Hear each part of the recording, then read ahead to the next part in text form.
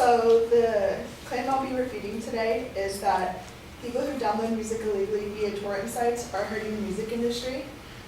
And this is like completely true. Like I've looked at the other person's research and facts, and I don't think there's any way we can deny this. However, I think we should take another angle and see that the streaming services have completely revolutionized the music industry and thus piracy is more relevant.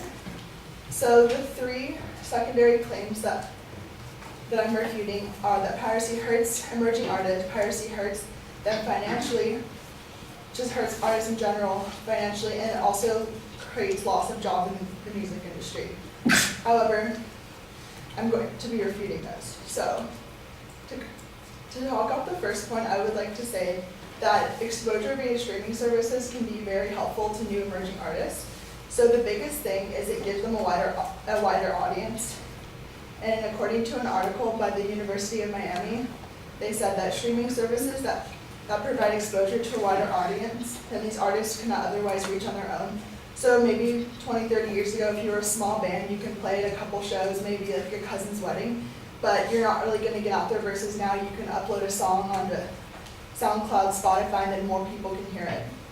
So my secondary claim is that it actually directly helps artists financially.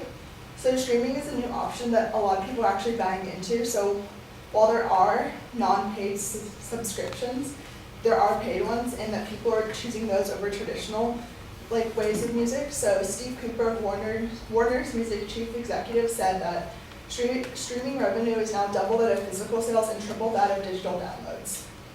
And with that, this revenue that streaming services are bringing in help bridge the financial gap between the digital downloads and physical sales copies. So, an insider article found that the artist Drake earned Universal, his label, a profit of streaming revenue last year of $1.1 billion of just in the first 9 months after his album was released, which is drastically helping offset the cost of falling sales from digital and physical copies of his album. And then another thing that I think gets people caught up on streaming is that people think, oh, no one's paying for it, it's just free music, but a lot of people are paying for it, and that it's showing. There was a study done by the Recording Industry Association of America that they found correlation between a decrease in piracy with an increase of paid subscription services, and they found that over 30 million people in America alone are subscribed to a paid service, which is an all-time high. And then my third claim is that streaming services actually create new jobs in the industry. So the speech that I'm refuting, they were talking about how basically with all this loss of revenue that people are getting laid off, but however with these new platforms, they're actually creating more jobs.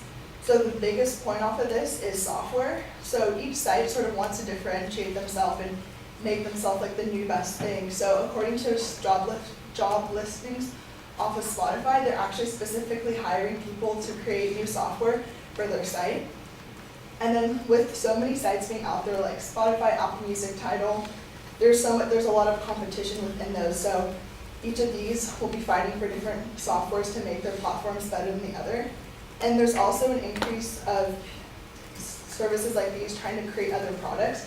So off of Spotify again, they're actually right now investing money into creating a device like a headphone or a headset that will help elevate their platform, which is pretty cool. So although music piracy used to be a large problem, streaming sites have now taken over this and have proven to be more profitable. So.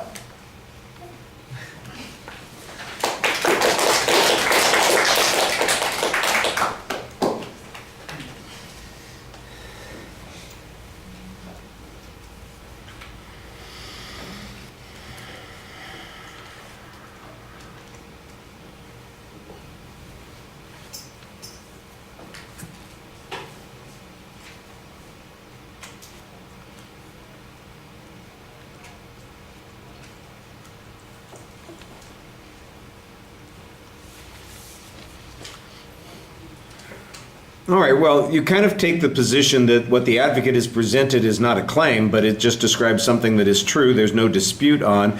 But you then attempt to diminish that by suggesting that this is largely irrelevant because we now have new technologies that make piracy largely irrelevant because people can generate revenue through streaming and other delivery techniques, which I think is a perfectly reasonable answer to that argument. I do think that you need to have a stronger structure for that argument because you do kind of go back a couple of times to looking at the structure that the advocate presented. The arguments concern the impact that it has on the industry, the number of artists that are available, and the number of jobs that you're dealing with. You have some points on those individual ideas, and I think you need to develop them a little bit more. I'm still trying to figure out how Drake earned them $1 billion if their sales have stiffed. That seems like it's a little problematic, but I assume that there's some reason, some issue out there that explains it.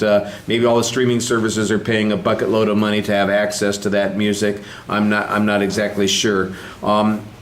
I did think that the one piece of evidence that suggested that piracy declines as paid subscriptions increase made a lot of sense. And then you had some data that suggested that a lot of people have paid subscriptions. If you could show that this was a trend and it was more and more likely that people were going to have that, that would suggest that the problem that the advocate was talking about is going to be less and less critical or important. The software argument at the end, I guess, is really designed to address the issue of jobs. Your argument is basically that there are going to be different kinds of jobs that are available here. So maybe we're not going to have quite as many people who are doing engineering of recordings or production kinds of things, or even studio musicians or something like that. But we are going to have more jobs when it comes to software development and managing the platforms and all those kinds of things. We don't get any on-balance numbers on this, so it's a little bit hard to tell, but I do assume that, that seems like a good faith argument that you're making, that there are going to be some jobs available.